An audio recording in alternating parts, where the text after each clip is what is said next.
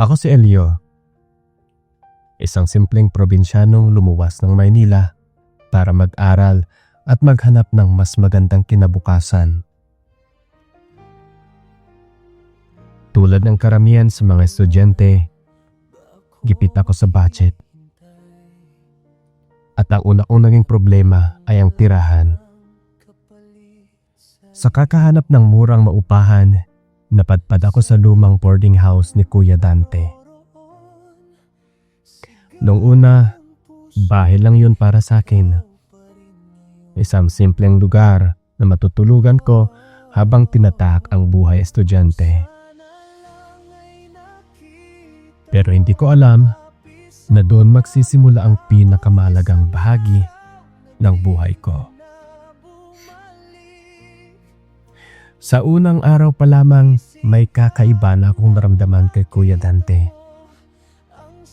Malalalim ang boses niya, matangkat, at may presensya na nakakapagbihis ng tibok ng puso ko o nakakapagpabilis sa tibok ng puso ko. Hindi ko maipapaliwanag kung kababa iyon o paghanga. Pero alam kong may nagbago sa loob ko. Sa mga sumunod na linggo, naging routine na ng buhay namin yon. Samantalang ako, sa eskwela lang. Siya sa pamamahala ng boarding house. Madalas niya akong ipagluto, kamustahin at alagaan na parang higit pa sa isang simpleng boarder. Unti-unting napansin ko ang mga nakaw na tingin at mga simpleng haplos at ang tensyong hindi namin pinapangalanan. Isang gabing may malaking bagyo ang naging turning point. Sa liwanag ng kandila at init ng kwentuhan, mas naging malapit sa akin si Kuya Dante. Doon nagsimulang mabasag ang pader na matagal naming itinayo. Mula sa mga simpleng pag-uusap, napunta kami sa pag-amin ng damdaming matagal nang kinikimkim. Hindi na dihim sa amin na pareho kaming may nararamdaman.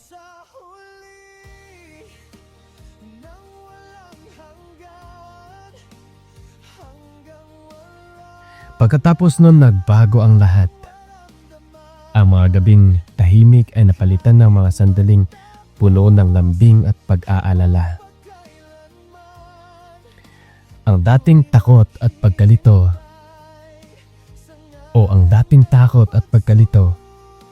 ay napalitan ng pagtanggap. Natutunan kong yakapin ang nararamdaman ko at natutunan naming harapin ang realidad ng aming relasyon. Lumipas pa ang mga taon, nagtapos ako. Nakahanap na din ng trabaho at nanatili sa boarding house. Hindi na bilang boarder, kundi bilang partner ni Dante sa buhay at sa negosyo. Ang dating simpleng bahay ay naging simbolo ng simula naming pag-iibigan. Minsan kapag may bagong boarder na dumarating, napapangiti na lang ako. Naaalala ko kasi ang sarili ko noon. Walang kamalay-malay na doon ko matagpuan ang pag-ibig. Ang kwento ko ay nagsimula sa kaba at pagdududa. Lumago sa pagnanasa at panggap o ang pagtangkap at nauwi sa matatag na pagmamahal. Sa boarding house na iyon, natagpuan ko na hindi lang matitirhan, kundi ang taong maging tahanan ko habang buhay.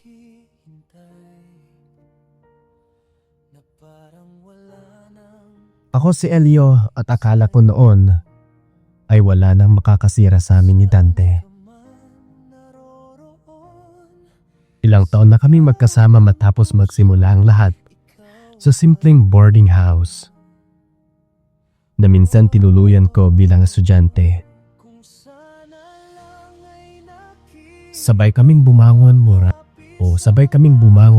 mula sa hirap. Sabay na bayad ng utang at sabay nangarap ng mas maayos na kinabukasan. Para sa akin, sigurado na ang buhay namin. Akala ko, sapat na ang pagmamahal para manatiling buo ang lahat. Hindi ko alam na sa isang maling akala lang ang sisira sa mundong pinaghirapan naming buuin.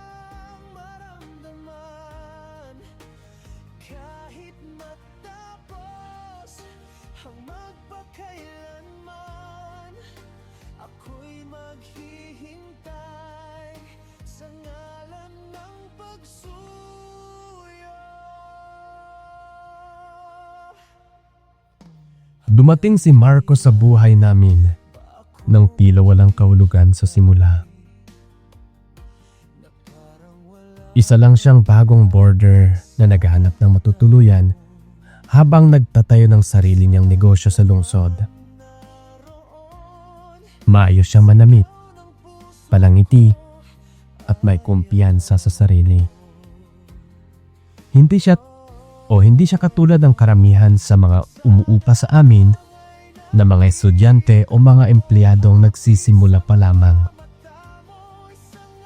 May kakaiba siyang presensya, yung tipo ng taong sanay makipag-usap at mabilis makakuha ng tiwala ng iba. Noong una, wala lang yan sa akin. Natural lang na kausapin siya ni Dante dahil siya naman ang namamahala sa boarding house. Pero habang lumilipas ang mga linggo, napansin kong mas madalas silang magkasama kaysa sa inaasahan ko.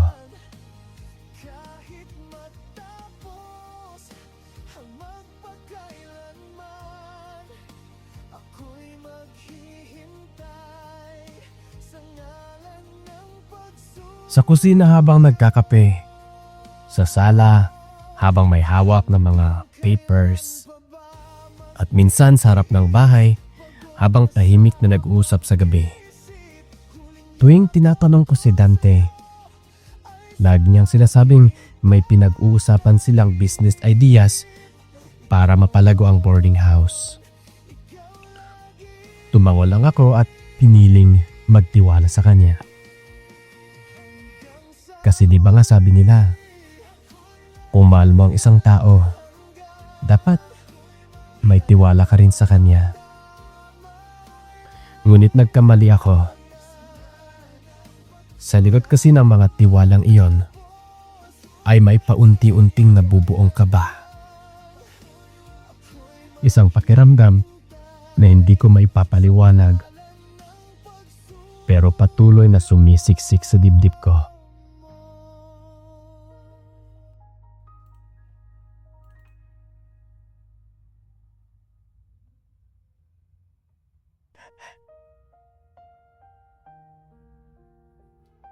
Nakita ko silang dalawa na magkatabi sa isang upuan.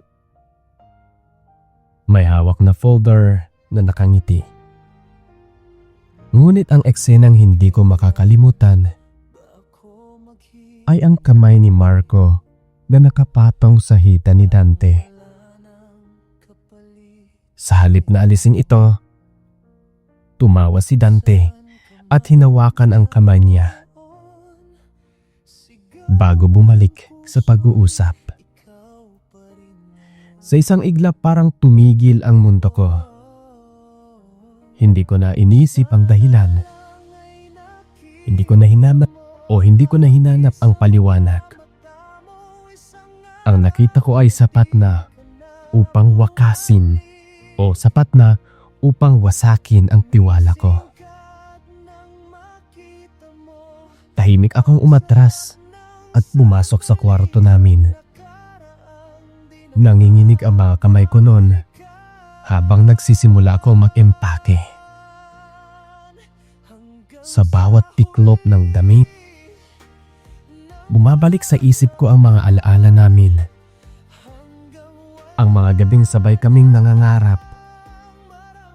Ang mga pangakong binitawan at mga paniniwalang siya na ang magiging tahanan ko habang buhay. Nang pumasok siya at makita ang maleta ko, nagulat siya at nanlaki ang kanyang mga mata. Halatang naguguluhan. Sinubukan niya magpaliwanag. Sinabi niyang business partner lang si Marco at tinulungan siya nito para iligtas ang boarding house mula sa utang. Ngunit sa pagkakataon yon, sarado na ang isip ko. Para sa akin, sapat na yung mga nakita ko. At ayaw ko nang makinig ng kahit ano pang paliwanag mula kay Dante. Hindi na ako nagpaalam sa kanya. Umalis ako ng gabing iyon. Dala ang galit at sakit. Hindi ako lumingon. Hindi ako naghintay ng paliwanag. At habang humahakbang ako palayo, habang tinititigan ko ang boarding house na yon, bumabalik lang sa alaala ko ang naging unang tagpuan namin sa lalaking inakala kong pang-abang buhay kong makakasama.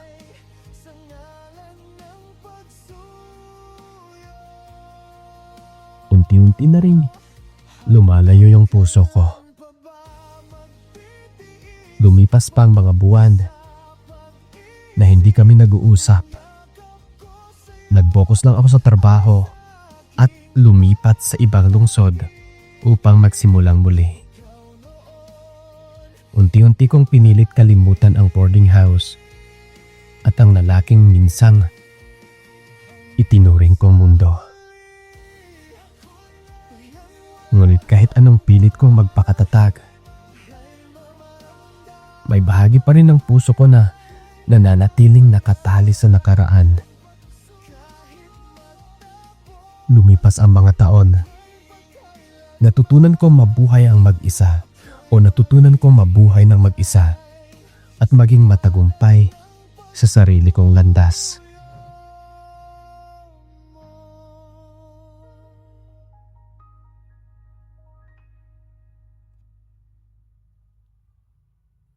Ngunit may pakiramdam pa rin ako sa bahagi ng buhay ko na parang may kulang.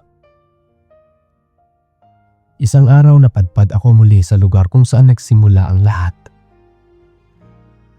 Nagbago na ang boarding house. Mas maayos na. Mas malaki. May cafe na puno ng tao sa harap. At habang nakatayo ko sa tapat ng bahay, nakita ko si Marco na lumabas at masayang nakipag-usap sa mga bisita. Nagulat siya nang makita ko at agad akong nilapitan. Sa mahabang pag-uusap namin, nalaman ko ang buong katotohanan. Siya pala ang nag-invest at tumulong kay Dante upang maligtas ang boarding house mula sa pagkakautang. Ang gabing nakita ko sila ay ang gabing ipinagdiriwang nila ang kasunduan na maliligtas sa bahay na pinaghirapan naming dalawa. Wala palang pagtataksil. Wala palang lihim na relasyon. Isang maling akala lang ang naging dahilan ng paghihiwalay namin. Sa puntong iyon, inisip ko rin na Kung talagang tama yung akala ko noon, di sana sila na ngayon. Pero wala akong pahid o walang pahid na makikita ko sa kanila.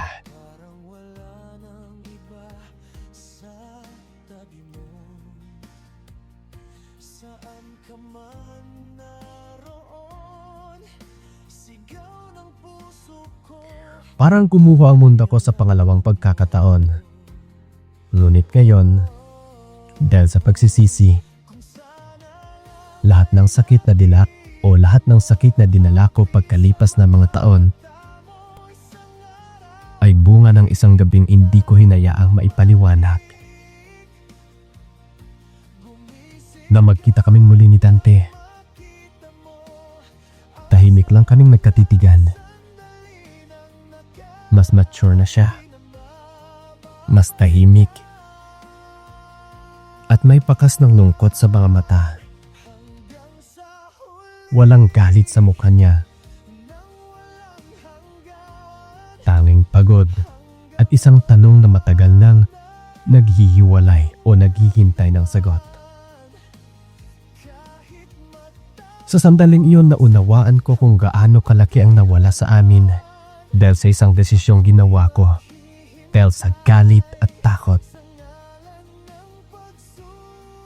Napagtanto ko na minsan ang pinakamalaking trahedya sa pag-ibig ay ang hindi pagtataksil, kundi ang mga salitang hindi nasabi at mga paliwanag na hindi napakinggan. At habang nakatayo ako sa harap ng bahay na minsan naging tahanan namin, alam kong ang pinakamahirap na laban ay hindi yung muling umibig, kundi ang bahagi o kundi ang paghingi ng tawad at pag-asa na hindi pa huli ang lahat. Ako si Elio at sa pagkakataong ito hindi ko alam kung paano sisimulan muli ang kwento naming dalawa ni Dante. Ilang taon nang lumipas mula nang iniwan ko ang boarding house na minsang tanging tahanan namin. Ilang taon kong dinala ang pagsisisi. Ang ang tanong na paulit-ulit na bumabagabag sa akin gabi-gabi. Paano kung nakinig ako? Paano kung hindi na lang agad ako umalis? Ngayon nakatayo ako sa harap ng cafe na itinayo namin noon at pinagmasdan ang mga taong masayang nag-uusap sa loob na parang walang nagbago sa lugar. Pero alam kong malaki na ang ipinagbago naming dalawa.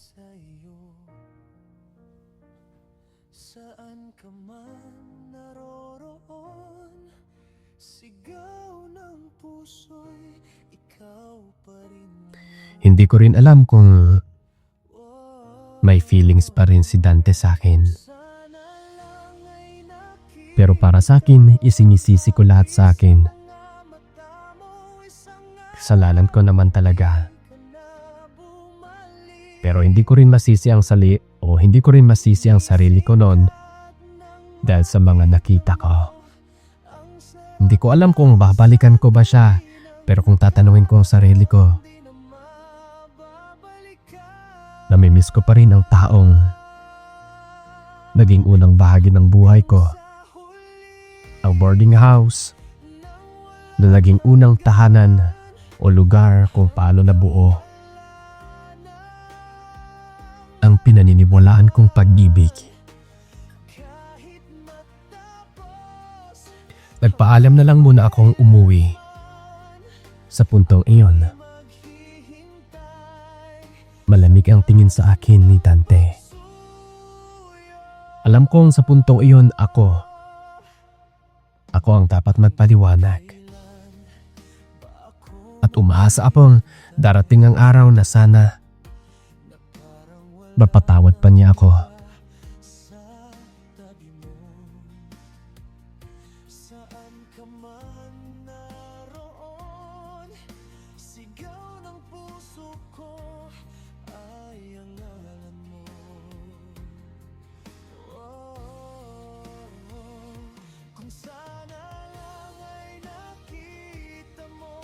Hanggang dito na lamang kuya at maraming salamat sa pagbasa sa aking mahabang kwento ng buhay at pag-ibig. Lubos na gumagalang at nagpapasalamat. Elio.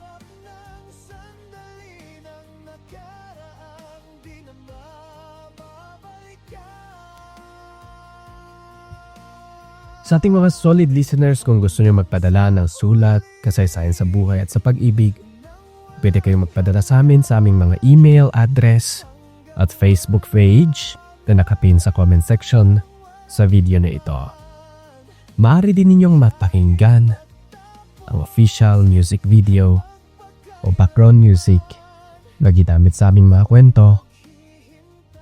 Ang link ay nakapin na rin sa ating comment section.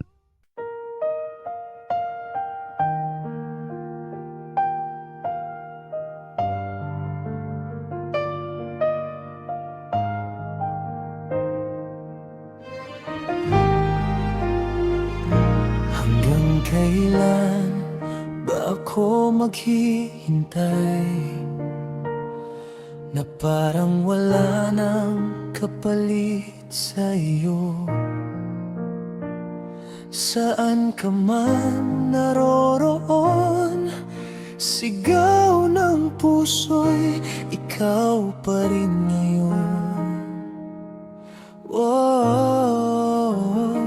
Kung sana lang ay nakita mo ang hapis sa mga mata mo, isang araw na di ka na bumalik. Gumising ka at nang makita mo ang sarap ng sandali ng nakaraang di na mababalikan. Hanggang sa huli nang walang hanggan, hanggang wala nang maramdaman. Kahit matapos ang magpakailanman, ako'y maghihintay sa ngalan ng pagsuyo. Hanggang kailan ba ako maghihintay na parang wala nang iba sa tabi mo? Saan ka man naroon, sigaw ng puso ko ay ang